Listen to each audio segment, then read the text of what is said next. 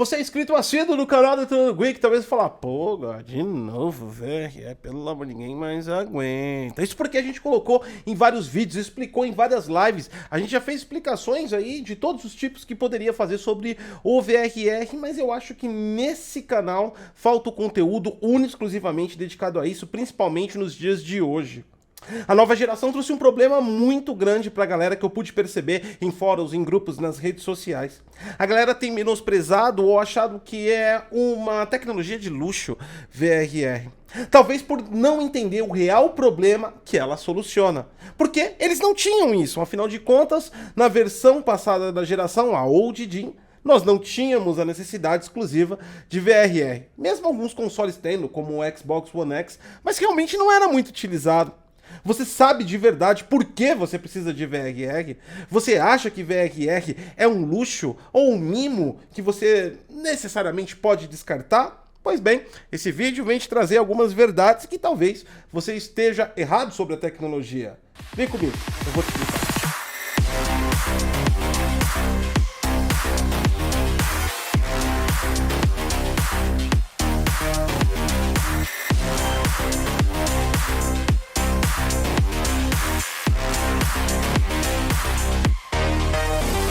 A realização desse conteúdo é graças aos nossos parceiros Dividimal. Utilizando o código DG20 no site, você tem desconto de 20% na compra de qualquer software, incluindo o Windows 10 Professional original, por um preço inacreditável. Além de ativação rápida, você tem várias formas de pagamento, inclusive Bitcoin. Bem-vindos ao Detonando Geek. Esse é o Hardtech, aqui a gente dá uma escovada de bits, mas fique tranquilo hoje. A gente não vai escovar bits ao ponto de você não entender. A ideia desse vídeo é realmente servir como um tutorial definitivo pra galera que tá em dúvida, não entendeu e principalmente, cara, VRR é tão importante assim?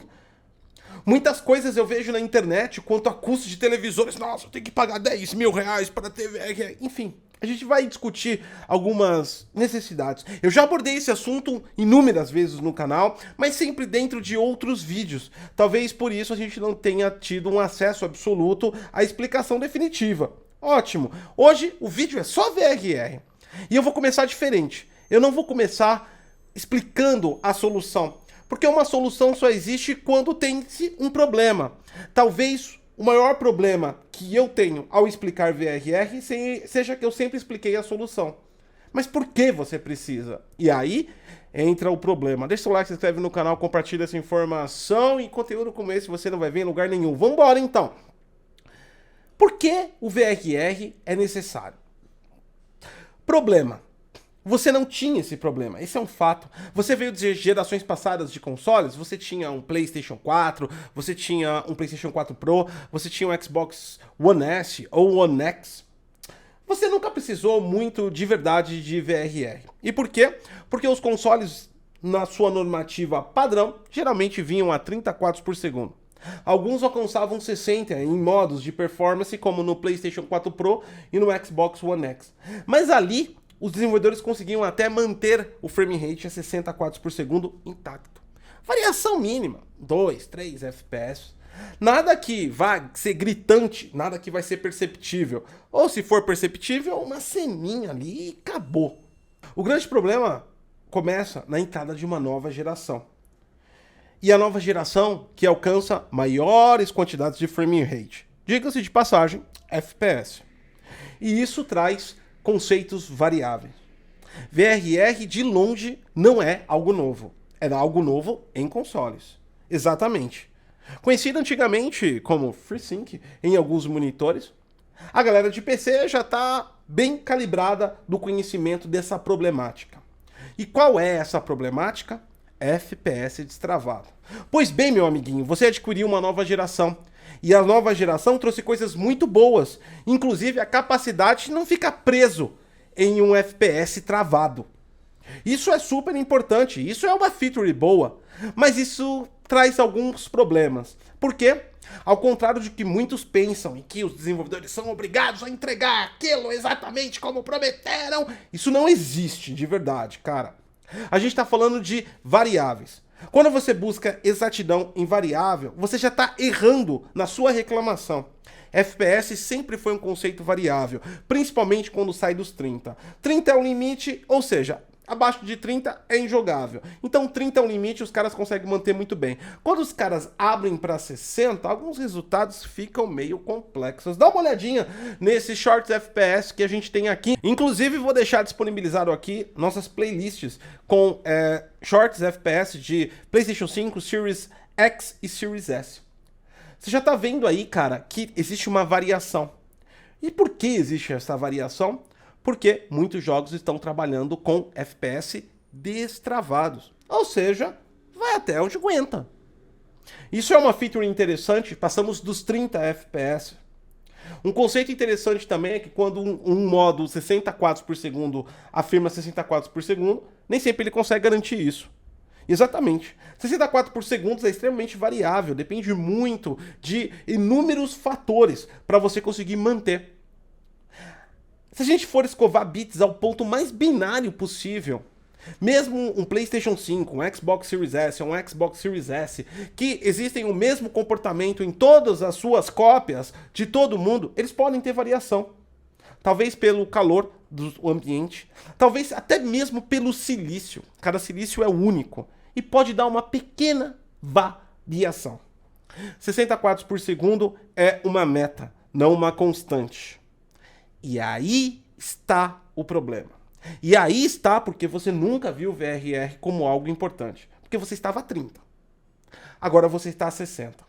E 60 nem sempre se mantém a 60. VRR é para isso. Justamente para isso.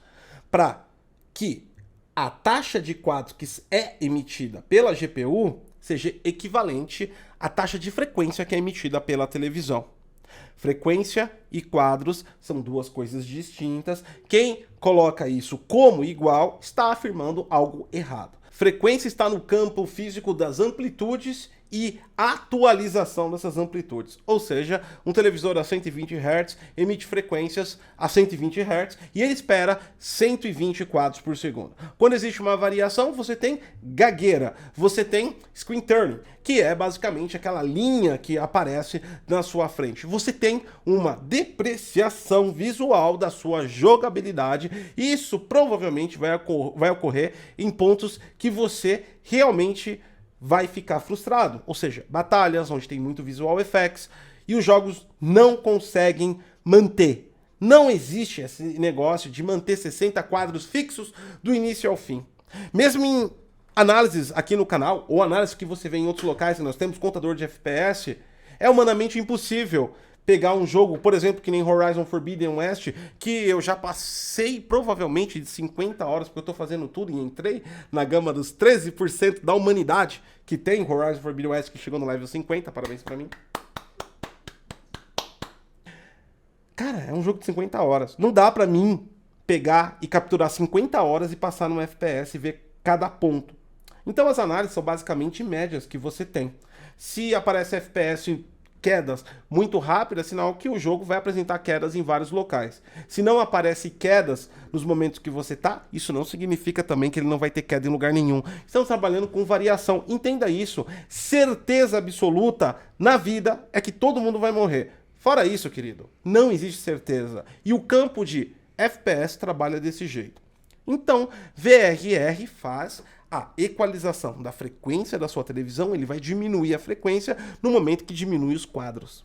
Se você emitiu 45 quadros, vai trabalhar com 45 de frequência. Se você subiu para 60, vai trabalhar com 60 de frequência. Se você está a 120 de frequência e caiu para 110 de FPS, sua televisão vai para 110 de frequência.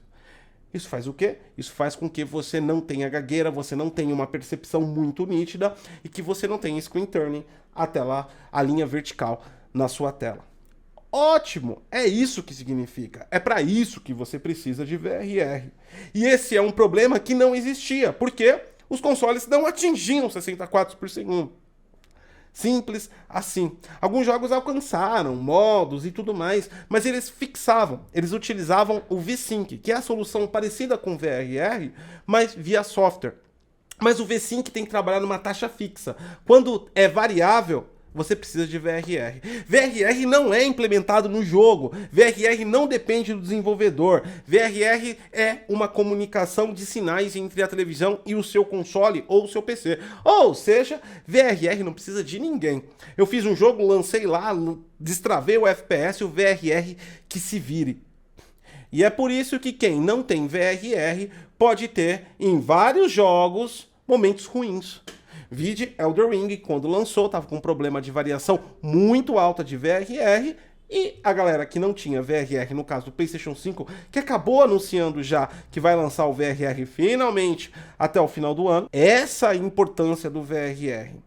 Ah, mas eu não ligo para isso, então não reclame na internet quando tiver variação de um FPS. Sacou? Perfeito, mas desde que a própria PlayStation anunciou que o VRR, eu vi a comunidade se dividindo com argumentos absurdos. O mais absurdo que eu vi foi o argumento que eu chamo do argumento ativista. É um argumento social. Aquela galera que engaja o nível tipo reacionário em pró a sua jogabilidade. Como se jogar games fosse algo realmente ultra importante para a sociedade. Claro. Fome, miséria, falta de moradia, saneamento básico são descartáveis. Porque o importante que essa galera ativista de games faz é lutar pelo direito de ter aquela tecnologia que ele não pode comprar.